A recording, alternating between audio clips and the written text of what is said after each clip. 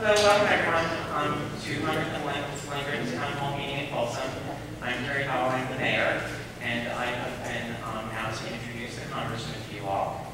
Dan has been representing, I'm sorry, that's a little bit familiar, but we at the City of Folsom have been working with the congressman for a long time. He has represented the 3rd Congressional District since 2005. He is currently serving as the chair of the House Administration Committee.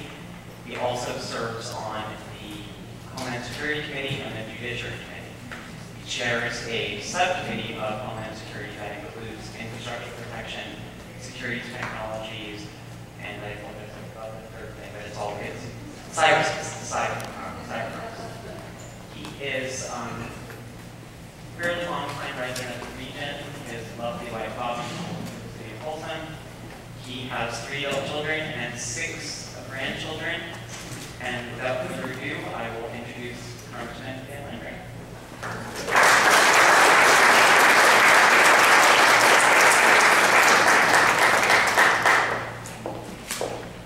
Thank you very much, Terry. I appreciate that.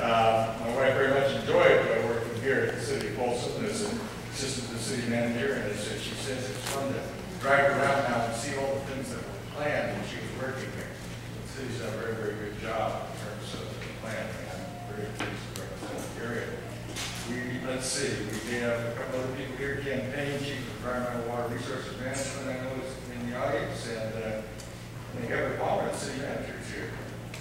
Oh, Everett. Thank you all for being here. I started off this morning here in Folsom. I spoke to the historic Folsom Rotary breakfast this morning, and we had a very, very good discussion. An opportunity to go to a regional event a little bit later. William Jessup University was having a grand opening of the expansion to their campus.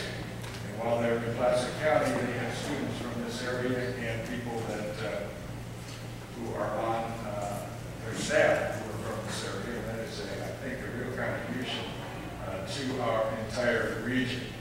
It was warm being outside during the procedure, but it was very, very nice.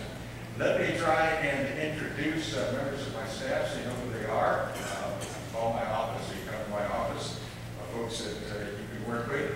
Brian Steincheck is my chief of staff. He's just started this last week. He is working both here and in Washington, D.C., splitting his time directing both offices. Marilyn Herbs, my district director, oversees the operation of the district office. She administers the appropriations for the office and handles legislative affairs in the district. Deborah Jones, special assistant, oversees our district office budget and handles scheduling in the district as well, while she also oversees the intern program. We have a very active intern program with college students, occasionally law students, and every once in a while, high school students. And we rely very much on them, and they do a terrific job.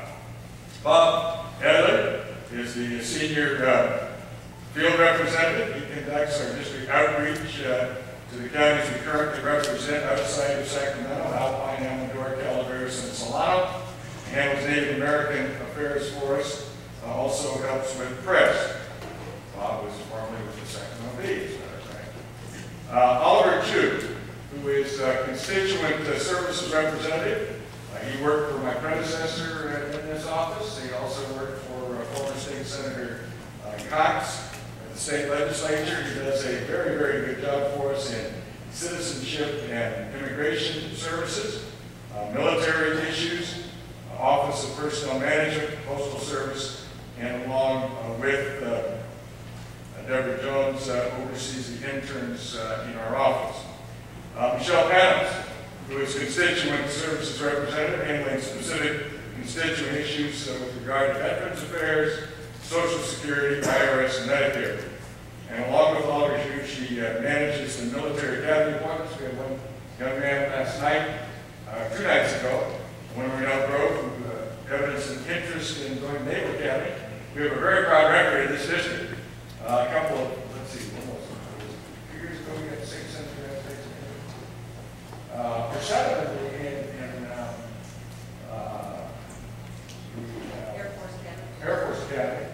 And we had a good number of Naval Academy 1 or 2 years before that. And the reason why we mention that is this district is entitled to 1 or 2 per year, but we have far more because of the quality of our nominations and the fact that some members of Congress don't nominate, and or they don't have people qualified among those who nominate. And so the academies reach out, and we've been very, very fortunate. The other thing that Michelle does, along with Oliver Chu, is manages our congressional art competition. That is something that is nationwide. Every congressional district has the opportunity to conduct a art competition among high school students, and the winner of that competition has his or her artwork displayed on the Capitol campus. We also have an arrangement where we've had Southwest Airlines be generous enough to contribute to 2 airline tickets so that that student and a member of their family can go back for the unveiling of their work along with the work of all the other members, offices, and they get a great chance to go back and not only see what they did, have it displayed, but also see what others have done as well. A couple of things are going on. We are in what's known as district work period here for this month in the district, uninterrupted. Having 3 town hall meetings. This is the second one among those. We will return to Congress the week after Labor Day. It's a little later than usual, but the presidential nominating conventions are a little later than usual. The Republican convention is going to be the last week of this month. Democratic convention will be the following week. Many times you'll find that they're in July and August. This is a little bit later than that, in part because of the lateness of Labor Day. We'll return to Congress for perhaps 3.5 weeks. Then we'll have the October work period where many people will be involved in the election process. Many times, or most times in the Congress, you don't have what's known as lame duck session. Lame duck session is a session that takes place after an election with the members of Congress who were elected the previous election, but still have their terms of office remaining for until the next January. Lame duck meaning either they were defeated or they retired, but they have the right to vote until the end of that Congress. Normally, if we're going to have a lame duck session, or if there's a norm, it is something that's decided very late in the game, oftentimes not until the week of the election, or maybe we can notice after the election. This time, for 6 months, we've known there's going to be a lame duck session. We're going back the week after the election, then the following week is Thanksgiving, then we're scheduled to go back the week after that, and perhaps further. The reason I mention that is they schedule because they anticipate that we will be engaged in a lot of work during that period of time. Thus, the fact that a lot of the issues that are before us will not be determined until that time, which I think is a shame. We should have been completing these things, but it has been very difficult. We've passed many bills in the House that go to the Senate, and we've not had a response meeting. There's not been an alternative presented to us so we can negotiate on that. And the reason that I'm disappointed in that is normally the way you get things done is the House will present an idea, a bill. The Senate will have a companion bill that differs, perhaps in major respects, sometimes minor respects. We then have a process called a conference committee where representatives of both the House and Senate come together. And under the rules, they're supposed to negotiate the differences and then present to us, if they have a completed project, something for us to vote on. In the years I've been in Congress, I've never seen so many bills sent by one House, that is the House, where there's been no reaction by the Senate. And so there has been, I think we sent 42 bills over to the Senate dealing with jobs of a various nature, that is those that we think would have a positive impact on jobs. I believe 4 have been acted upon thus far. 3 of them combined together in one. They were free trade agreements. Then also we had the situation where we did have the bill that I had, H.R. 4, which was a repeal of part of the health care bill, dealing with 1099s. That is a paperwork requirement that has absolutely nothing to do with health, everything to do with paperwork.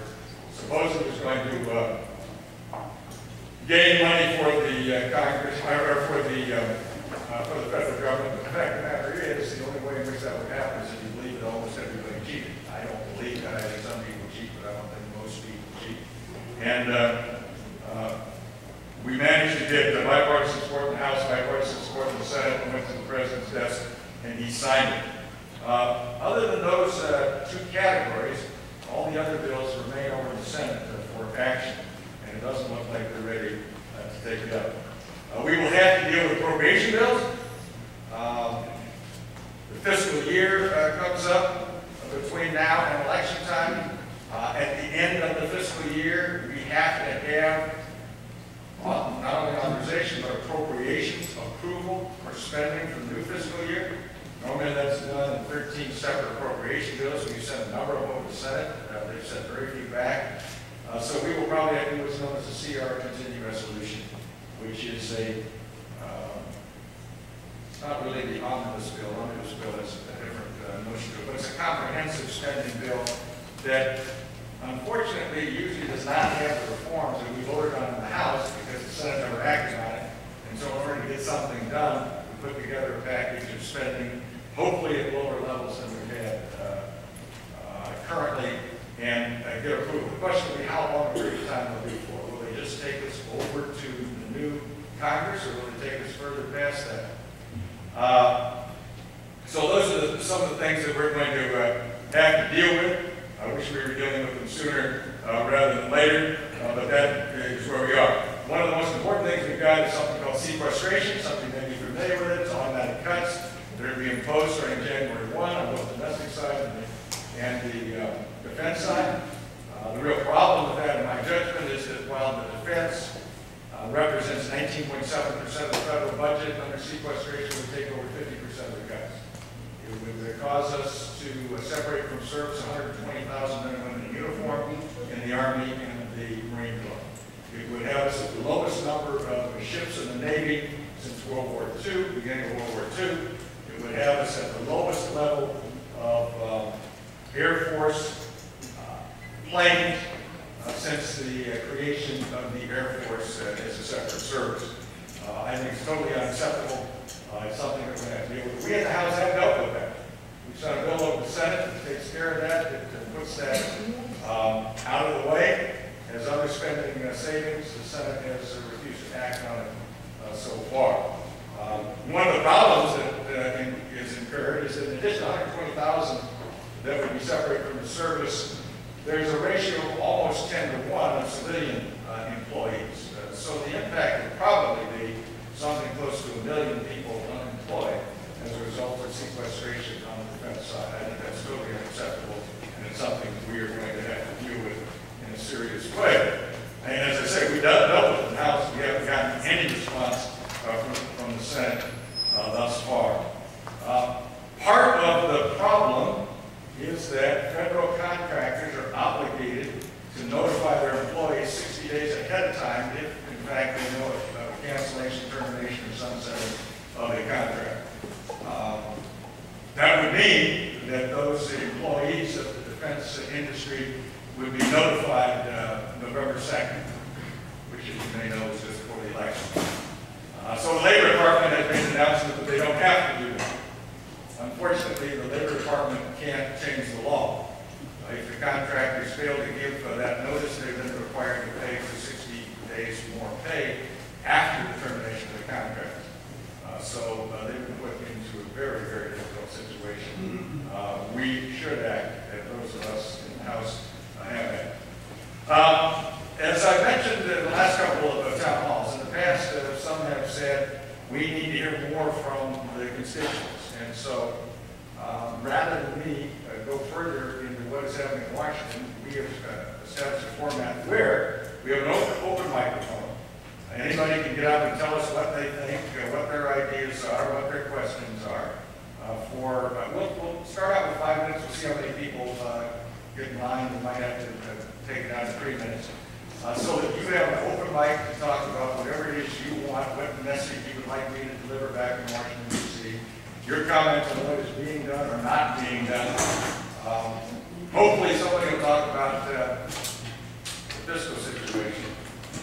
Just an aside, today, the 24-hour period today, we spent $4.1 billion that we do not have.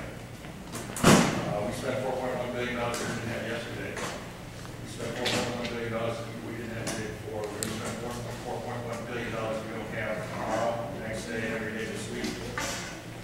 We will spend $1 trillion this year that we don't have. We spent $1 trillion we didn't have last year, $1 trillion we didn't have the year before, $1 trillion we didn't have the year before that. That is unacceptable. It can't work. It doesn't make sense. You couldn't run your family that way. You couldn't run your business that way. You couldn't run local government that way. So we better do something. We better get serious about it. For the last 2 years, we've actually had less discretionary spending than the year before. First time I know that's occurred in probably 20 years. And yet we still have a lot of results, which means that we have to make some fundamental changes. And hopefully we can have an adult conversation on that, not only here. My hope is during the campaign period there can be some adult conversation on that, so that in fact we can have an ability to make these decisions so that we don't load this on our children and our grandchildren, which is completely unacceptable. So, Bob Edwards in my office is the friendly timekeeper. He does smile occasionally. And he'll try and give you some idea of what the time is. We'll start out with 5 minutes. And if in fact we've got so many people that we can't get through everybody, we'll do 3 minutes. at which time I'll try and respond as best I can in the remaining time that we have. So it's open to anybody. I'll be sitting here with my chief of staff and my district director taking notes, and it's your opportunity to talk.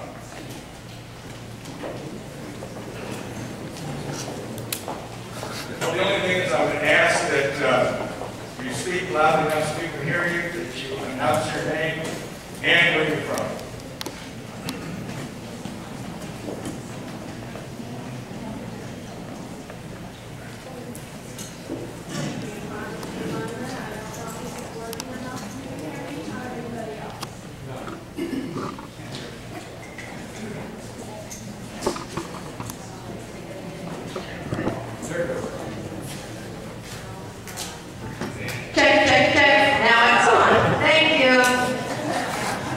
Good evening, Congressman Lungren, esteemed colleagues here, and many constituents of our district. First, let me say, Congressman, I know that I've spoken with you the last one, so I'm sure you remember my personal things. My name is Valerie Martin, and I live in the Rancho Cordova area over by Mather. It is not part of the city of Rancho Cordova. I am part of the county. I would like to start by saying that first I'm appalled. I walked in here, and there is no United States flag. There's no California flag. Is this really the way we begin a meeting of government? Where are the flags? The second thing that I would like to address is I heard you talking about the problem of not being able to pay for enough aircraft for our Air Force. And like I said, I live over by Mather. There doesn't seem to be any shortage of aircraft, and in fact, most of the time our walls and windows shake from a number of aircraft, and I know that they're not doing anything except flying around.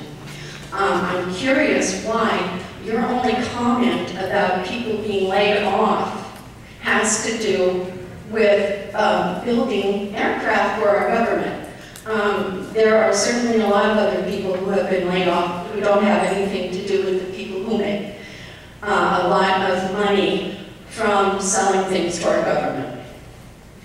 Another issue that I'd like to speak with you tonight about is that according to the Nonpartisan National Oceanic and Atmospheric Administration, and the overwhelming majority of scientists all over the world, record-breaking temperatures have caused the worst droughts since the Depression.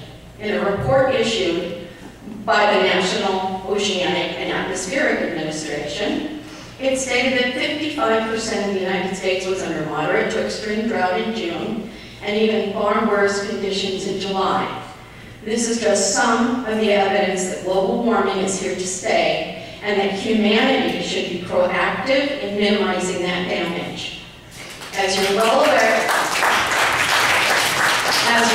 aware, many areas of our state and most of our Midwest is burning. And this has been happening due to the drought precipitated by global warming. In the last town hall in Elk Grove, you said that Republicans and Democrats differ on global warming because they have different sets of facts. You stated that you didn't believe humans were the cause of global warming. Even Richard Muller, a longstanding climate change critic, in a study funded by the super conservative Koch brothers, just last year changed his position and found that essentially all of the increase in the planet's temperature results from the human emission of greenhouse gases. Now that doesn't mean that the humans individually are producing those gases, but the things that we do and the things that we build and the things that we run on our highways are.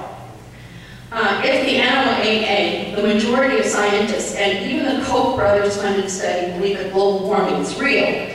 That seems to point that there only being one set of facts Not two, not different ones, for progressives and conservatives. I'm horrified you would ignore scientific evidence just to appease the moneyed interest of big oil, which gives generously to your campaign. My question is this: how would you vote to bar the EPA from regulating greenhouse gas emissions in the face of this indisputable scientific fact? Thank you.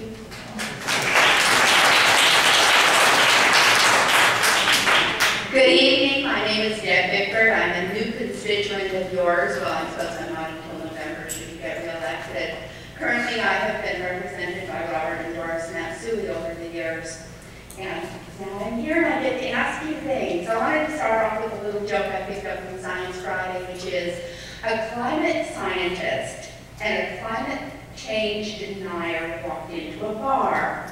The climate scientist said to the bartender, okay, what do most of your people like as far as your red wine? So the bartender told him, he said 99% like this specific brand. So the climate change denier walked up and said, well, you know what?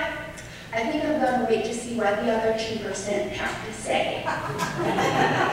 Okay, for those of you who get it, there's a math problem in there as well. So anyway, I've got so many questions for you in so little time. First one is that the DREAM Act, cap and trade, and a mandate for required health insurance all started off as Republican ideas.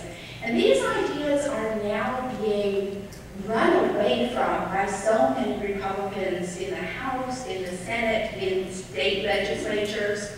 So, first question is, were Republicans idiots now, or are they idiots then? My second question, prefaced by a little bit of history, I have a son who is studying to be a school teacher, and is looking forward to that very much. I have a daughter who is going into law school at Chicago, Kent. Okay, what are you doing to lower student payments, to lower what it costs them to go to school? Because the president devised a plan where the money did not get taken by the banks. It went directly to the students and saved many, many millions of dollars so that more money could be spent to send our students to college. Now, my daughter is beautiful, she's intelligent, and she's a chronic asthmatic. My question is, why do you want my daughter to die?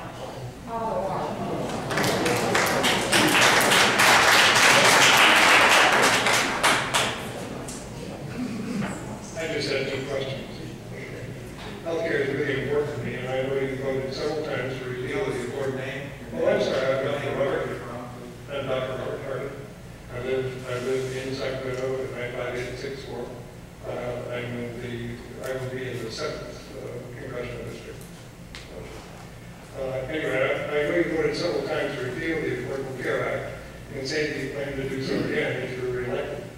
You assert that the Affordable Care Act is unaffordable in light of our deficit. If the economy was robust and the Treasury was overflowing, would you still object to every provision of the Act? And if not, what would you keep? And my second question has to do with, I'll preface it with Milton Friedman comment. He argued that the government has weak incentives to reduce costs because nobody spends someone else's money as wisely or as frugally as he spends his own. Yet the U.S. Congress made it impossible for Medicare recipients like me to be as frugal shopping for prescriptions by excluding Canadian sources for pharmaceuticals. Now, while it allowed corporations simultaneously to shop for cheap labor in any country abroad and send those jobs abroad, why do you support frugality for corporations but not for senior citizens?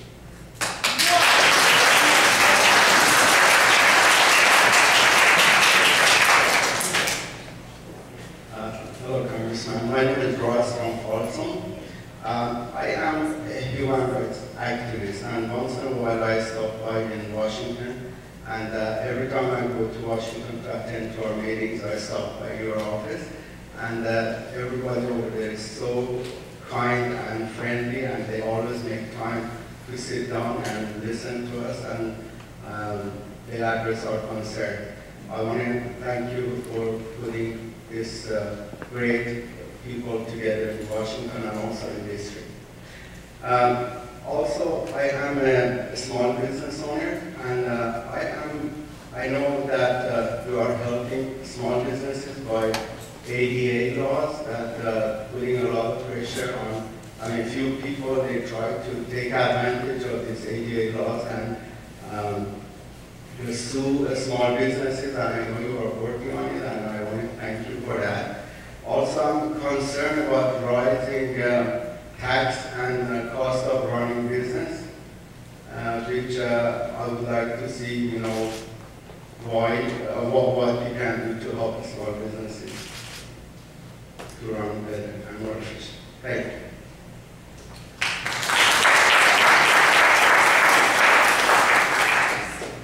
Hello, my name is Bob Mizuno from Newcastle, California. Hold it up?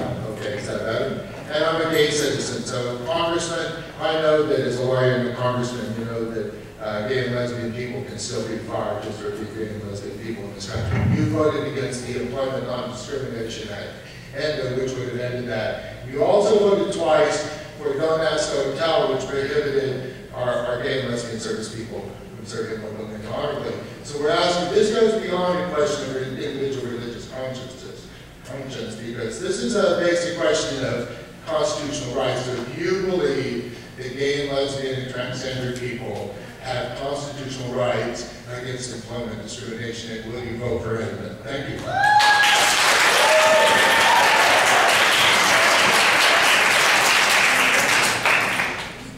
Good evening, Congressman. My name is Dave Seymour, and I'm Ranch Marion.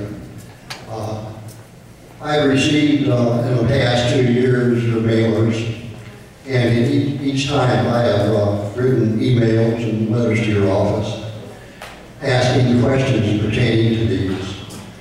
I received back by email form letters that indicate Social Security, Medicare are going broke, instead of answering my questions that I posed to you. So this time I received your latest brochure, your latest mailer, and I was struck with the question that says, standing up for seniors, protecting the doctor-patient relationship. And this pertained to the Independent Payment Advisory Board. So I was wondering, how did this board become between me and my doctor? So I went to the HR 3590, which is the Affordable Care Act, and looked up what is the purpose of this board and what the makeup of this board is. And the purpose of this board, as I can read from the bill, the purpose is the recommendations to reduce per capita rate of growth in Medicare spending and extend Medicare solvency. I think that's what our conditions are right now, is that we want Medicare to be solvent. So I said, well, what can these boards do? What kind of recommendations can they make? So this is what the bill says. The proposal shall not include any recommendation to ration health care, raise revenues, or medical beneficiary payments, or increase Medicare beneficiary costs, sharing including deductibles, co-insurance, co-payments, or otherwise restricted benefits or modified eligibility. So I wondered, you know, by your mailer, I thought that this board could just pass these things. But the bill says, when this board makes their recommendations to the president immediately has to submit this to Congress, and Congress approves it. So my question is, if you get recommendations from the Payment Advisory Board, how will you vote?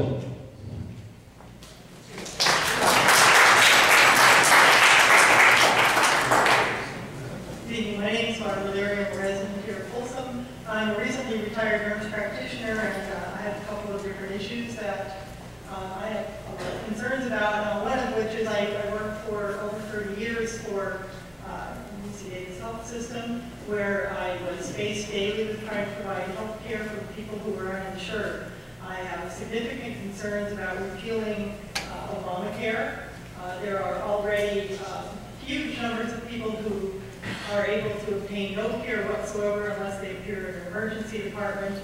They are also unable to obtain any kind of even basic care, including immunizations, and this has increased the number of people that are seen in the emergency department and admitted to hospitals every day. I really hope that somebody can come up with a plan that works better for more people in this country, and I don't believe that privatization is the way to go. The United States provides an excellent care called TRICARE for Life for retirees from the service. That is a government-run and very excellent program. I managed my dad's TRICARE payments for years, and he was always able to obtain the health care that he needed at a reasonable cost because the government was able to negotiate prices that allow those benefits for our veterans. My second concern is an overhaul of the tax code. This has been something that's continually brought forth in all of the campaigning, and I know over the past few years I've paid from 28 to 30% a year in taxes on my income, and I'm just a regular middle-class person. I don't have huge investments. And now I'm hearing talk that there's something called a consumption tax, and I believe that you brought this up at previous meetings, and I think that this consumption tax should be explained to the audience here, as it doesn't really have any component to it that anybody can understand. It's just another word that's being tossed around that has no meaning.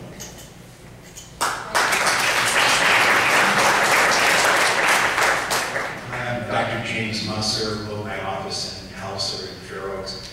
I'm come here today for something different. I've just come from McClellan, where I was part of an honor guard for the War remains of a Marine who fell in Afghanistan. So I was a little late, but to my knowledge, Afghanistan wasn't mentioned at all this evening in any way. As somebody who came through the Vietnam era, I'm seeing kind of a forgotten war. While I hear a lot of people with a lot of problems here tonight, I don't think anybody has problems equal to the family who are going on 50 tonight. My question is, what are Marines who are trained to fight in a literal, that means coastal combat situation, doing stuck in a landlocked country like Afghanistan? And are we getting into a situation that we're fighting a war just because we've always been there? I trace the beginning of these problems back to the fact that the wars neither of them were declared, and the funding for those wars goes to Congress. It just came home to me tonight whenever I was there watching this family leave, that how many people here have any idea this even happened. So my question is, what is the status of the war in Afghanistan right now? What exit strategy do we have according to the Powell Doctrine? Where do we see this going in the future? And anything you could give me on that, I would appreciate it. Thank you.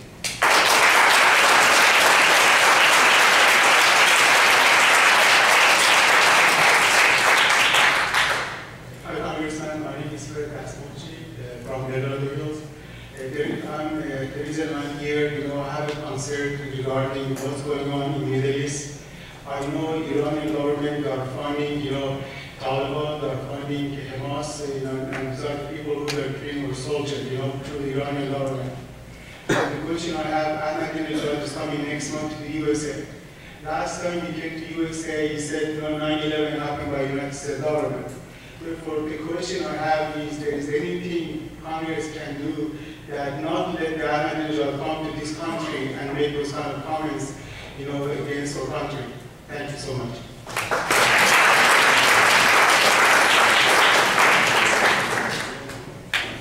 Good evening, Congressman Lungren. My name is Georgia Johnson. I live in Citrus Heights.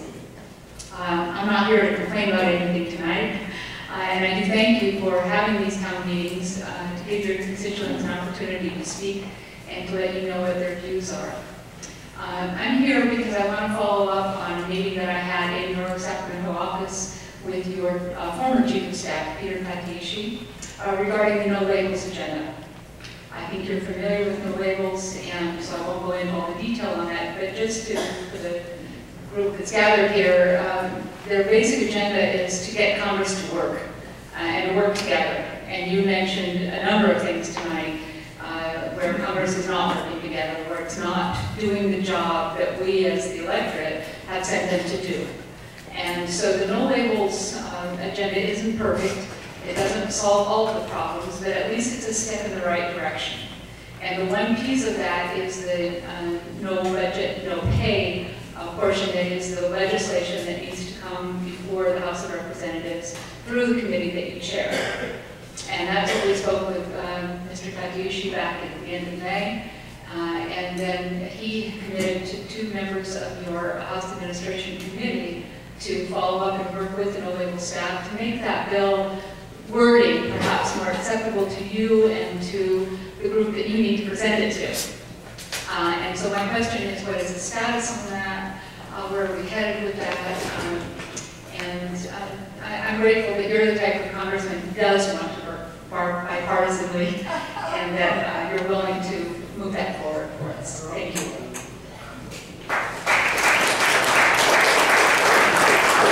Good evening, Congressman Lungren. My name is Richard Cronin. I live here in Folsom, long-term resident.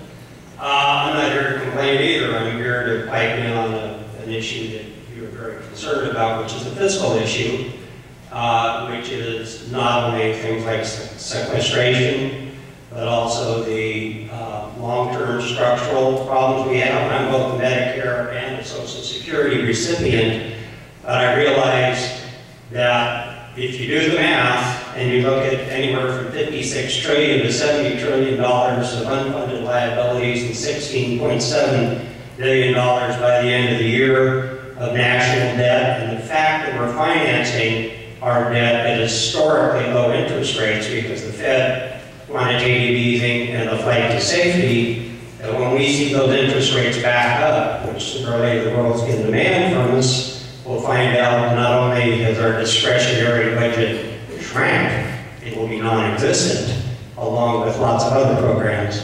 So anything you can feed into that, I know that with a lame duck Congress, we have to wait till next year for anything to happen. We don't want to go over the fiscal cliff, because that's going to drive the economy into a ditch, a deeper ditch than we're already in. And we need to be adults and work this out. Anybody that isn't aware of the math needs to get aware of the math. It's not going to go away. So thank you.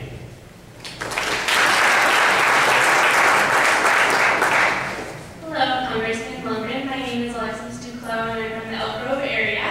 And I'm here tonight because I went to your Elk Grove town hall, and unfortunately neither one of my questions got answered, so I drove an hour and a half from getting settled into university to ask my questions again. The first thing that I brought up on Tuesday was Planned Parenthood, because I know that you have voted to defund Planned Parenthood, and along with several other measures that I feel vote against my rights as a woman, and that's other people can disagree, but that's where I stand. And I know that thanks to the Affordable Care Act, I'm allowed to stay on my parents' insurance a little bit longer, but without it, I would have to turn to Planned Parenthood in order to get preventative medical screenings, especially because this year I was told that I had risk for cancer because my tests came back abnormal. So I would really like to hear your thoughts on Planned Parenthood, and if you would like to see Planned Parenthood shut down here in California. And my second issue comes as a student. I'm going to my senior year at university, and I'm hoping to get my master's in the area as well. And I know, along with the Ryan budget and several other pieces of legislation that have come into the forefront of Congress, has been issues surrounding the Pell Grant. And I am both a Pell Grant and a Cal Grant recipient, and I paid for university on my own, and that was something that I wanted to do because I'll be a first-generation college graduate, first in my family to go to school. And when my parents moved to this country, they really emphasized that education was a way to move forward, and without the assistance of the Pell Grant program, that would be even more difficult for me. And I'm already $35,000 in debt, not including my senior year. And I'm not necessarily looking for a handout, but I really believe that you have to invest in the children of today in order for the future to really improve. And so I'd like to know how, if you believe that Pell Grant program should be cut, and if so, what you would do to support California and the nation's high school and college students. And finally, the last thing I'd like to say is, unfortunately, the way that it was set up and happened in Elk Grove is there wasn't an opportunity to ask a follow-up question. And one of the things that you mentioned in Elk Grove was regarding the Ryan plan and how it works with the overhaul of Medicare and Obama's plan and all of sort of those comparisons. And you said that one of the reasons that you voted for the Ryan plan was because Obama wanted to cut $700 million from Medicare. And I would really like the chance for you to clarify that statement, because according to several different sources that I've read, the same cuts are included in the Ryan plan, so I'm not really sure why that was part of your argument for supporting it. So if you could clarify that.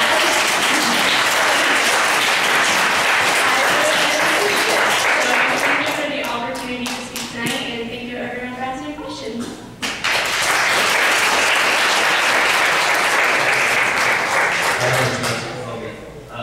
Essentially, just a recent graduate from college and just moved back to the Folsom area and started working around here. And I applaud you for making the hard decisions that you do. I know there's a lot of things you guys here. Sorry. There's a lot of things that you guys have been talking about tonight, a lot of complaints as far as cuts and things like that. But like you said earlier when we finished up, is there needs to be some grown-up discussions made. There needs to be some things talked about. There needs to be fundamental change. One of the girls that was up here talking about no labels. There's been 3 years without a budget passed.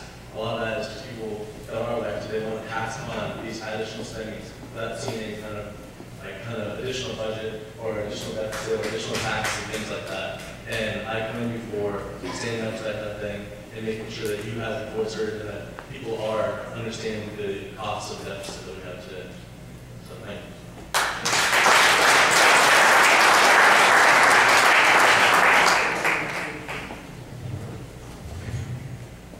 Hi, Congressman Lungren. My name is Mark Dempsey. I'm from Orangevale.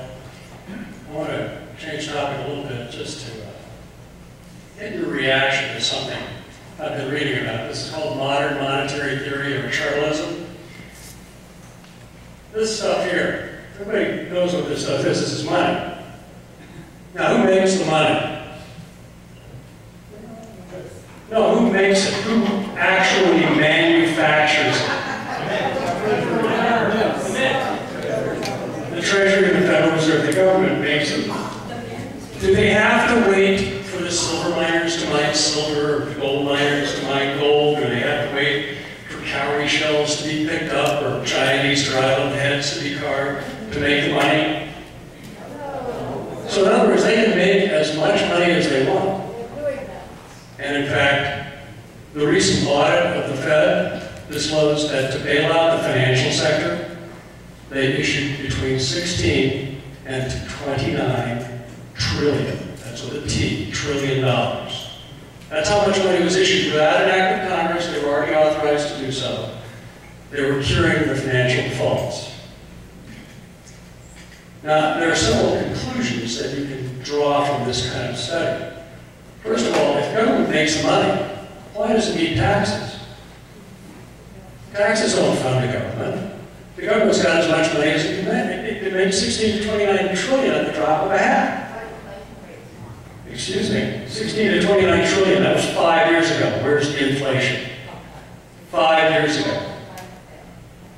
The Fed issued the money, 16 to 29 trillion dollars.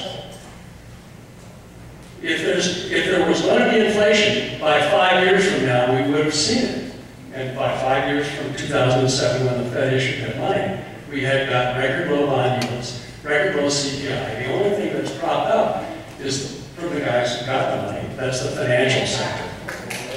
Now, the big question is, why does the financial sector get 16 to 29 trillion dollars at the drop of a hat, but we can't afford to fund Social Security for it, or Medicare, or Social Safety nets? Why can't we have revenue sharing for states? We could shoot for $9 trillion, we're going to pay everybody's mortgage completely. See, this deficit, bad talk, that's baloney. There is no deficit. There is no deficit. If deficit is like family debt, please introduce me to the family that can go to the back bedroom and print the means for repaying their debt. There is no federal debt. Tomorrow morning, the Treasury could issue a few trillion-dollar coins and pay the entire thing. If you're worried about inflation, inflation happens when the productive capacity of the economy is at its limits. That means when everybody's employed, where factories are fully employed, where the infrastructure is fully built out. Yeah, kind of far from that now, aren't we? There's no inflation now, except the things you can finance, like a college education, because the banks got the bailout. And it was orders of magnitude bigger than that, the $800 billion Bush bailout called TARP. Orders of magnitude bigger. And the banks, by the way, I'm not giving the Obama administration a pass either. You guys ought to prosecute Eric Holder for not prosecuting the banksters. Because those guys are getting a free ride. Again, the biggest financial fraud in history. I don't mean U.S. history, I mean world history. And the prosecutions for financial frauds are at 20 and 30-year lows. So that's malfeasance. That's dereliction of duty. And it's not going to make the economy recover, and it's certainly not going to have any effect on people's faith in justice. So I urge you to look up modern monetary theory, or chartalism, because they talk about how the government's in charge of that money, and they don't need taxes, period. In fact, the way the Fed issues money for every dollar it prints,